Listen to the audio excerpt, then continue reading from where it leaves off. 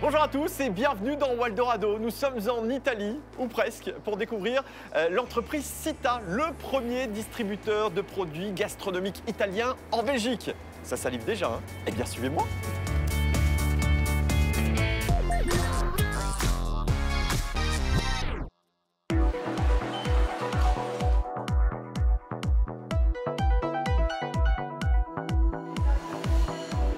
Sylvia Cita et Tania, bonjour. Bonjour. On est dans un super magasin qui nous plonge directement au cœur de l'Italie.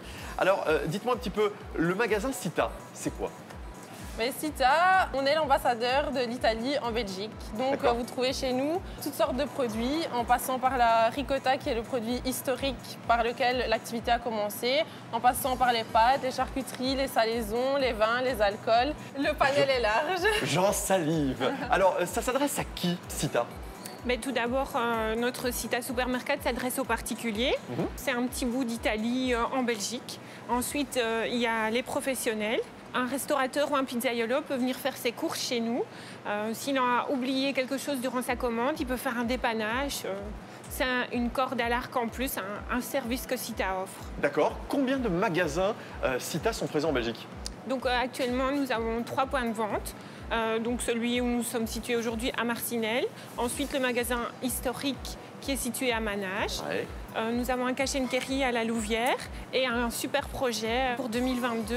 On envisage d'ouvrir un point de vente à Liège. Au niveau des produits, vous vous êtes développé avec une box assez particulière. Oui, notre Woody Box. Anciennement, ces box, on les réalisait sur des plateaux plastiques, charcuterie, fromage, antipasti. Aujourd'hui, on a revisité le concept dans cette box en bois. Et ça permet aux gens, en fait, quand ils reçoivent famille, amis, de pouvoir déguster un véritable antipasto à l'italienne et de vivre un moment de partage et de convivialité comme on aime bien les vivre en Italie, tout simplement. Oh, qu'est-ce que vous en parlez bien, les filles. Ça me donne envie, tout ça. Alors, me voici au siège de Cita, ici à Courcelles, et j'ai rendez-vous avec le cuisinier dans l'espace cuisine. Et puis l'odeur, ça va être par là.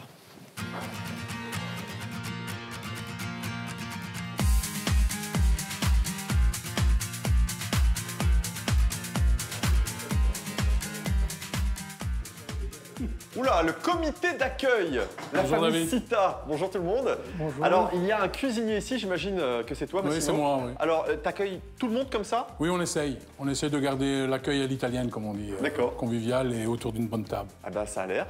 On est dans la Cita Cita Academy. Academy, ça veut Oui. dire quoi? En fait, on a développé cet outil pour former nos clients et nos futurs clients. Nous avons les fours à pizza pour la Pizza Academy. Et puis moi, je m'occupe du côté pâtes, risotto. On propose à nos clients de venir ici, de découvrir le produit que moi je prépare et je leur présente. Histoire de les inspirer un petit peu. Voilà. Ok, bah, le temps que tu cuisines ce fameux risotto, on va s'intéresser à Carmelo. Carmelo, alors, Cita, ça a commencé avec le grand-père il y a 60 ans, c'est ça, hein? Voilà, il y a plus de 60 ans, donc mon grand-père est arrivé en Belgique, une histoire traditionnelle d'immigrés. Il est arrivé pour travailler dans les mines et après, pour des raisons de santé, il a dû se reconvertir dans quelque chose. Ayant quelques vaches dans son étable, il a commencé à faire de la ricotta. C'est vraiment le produit qui vous a lancé, hein? Voilà, il est passé vraiment du charbon, donc de l'or noir à l'or blanc. La ricotta. Et donc, voilà, l'activité s'est développée autour de ses enfants, puis aussi par de l'importation et de la distribution de produits alimentaires italiens au fil des années, pour arriver à notre génération, la 3e génération, où on a commencé à développer beaucoup la restauration et aussi la grande distribution.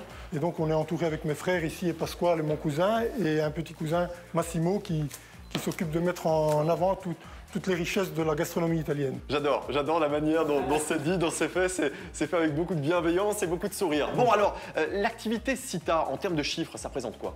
Aujourd'hui, plus ou moins 35 millions d'euros de chiffre d'affaires, avec plus ou moins 130 collaborateurs qui nous aident au quotidien à poursuivre cette aventure, cette belle aventure. Et tout commence de la cuisine, ici? Alors ici, vous êtes dans l'espace Académie, mais on est ici dans une structure beaucoup plus grande, qui est un entrepôt de plus de 6 000 m², d'où on dispatche sur tout le Benelux les produits italiens. D'accord, c'est vraiment le centre logistique, c'est ça? Tout à fait. Bon, on va découvrir tout ça. On va d'abord goûter le risotto.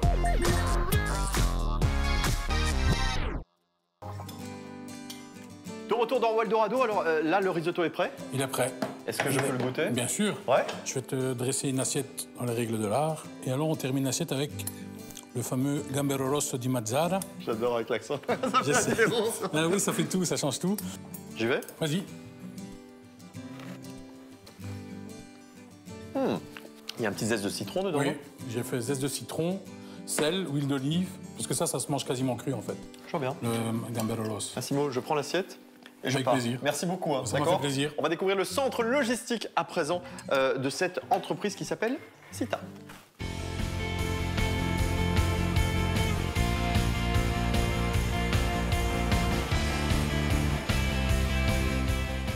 J'ai oublié mon caddie, c'est dommage. Parce qu'il y a vraiment tout ce qu'il faut.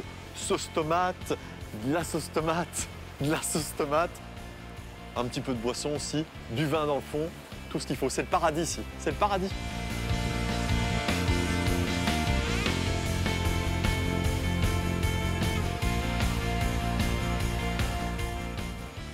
Yves, Pascal, bonjour.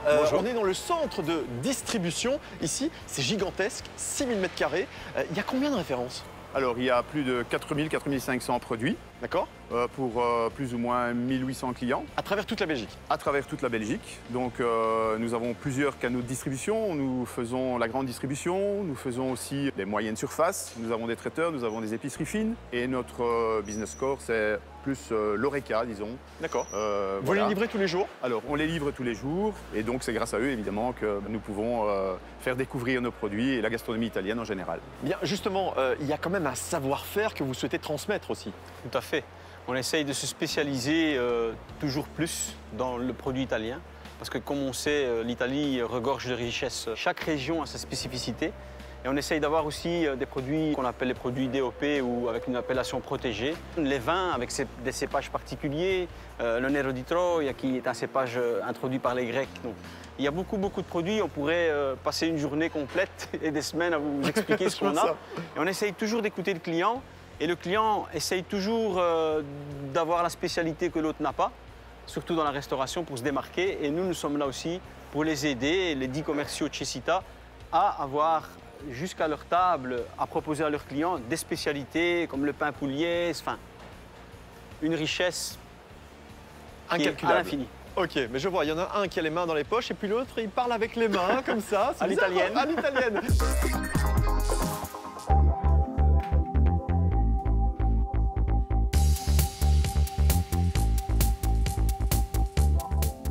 Sergio Sita et Bruno Vanno, bonjour. Bonjour. Alors j'imagine que tu fais partie de la famille Sita et vous êtes une pièce rapportée?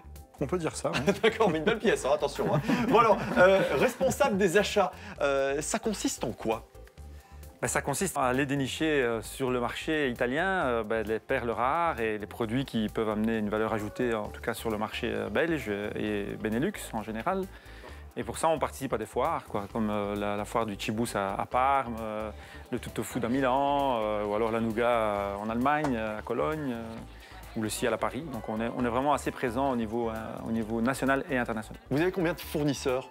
Là, pour le moment, c'est plus ou moins 180 partenaires avec lesquels nous collaborons et ça ne cesse d'évoluer.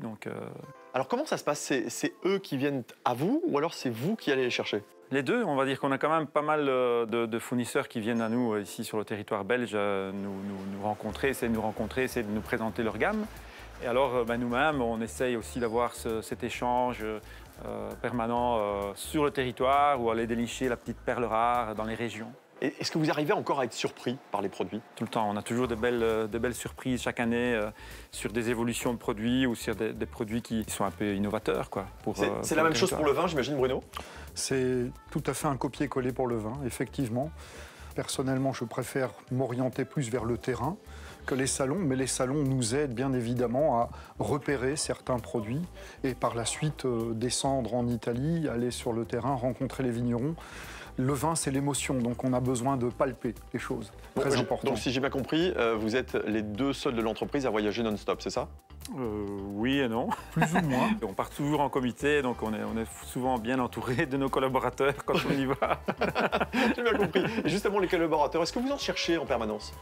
Oui, on est toujours en recherche d'évolution à tous les services en général. Voilà. Aujourd'hui, c'est plus dans le retail et notamment dans le vin. On vient de renforcer un peu l'équipe et oui, on va dire qu'on recherche toujours des collaborateurs. Parfait. Merci beaucoup, messieurs.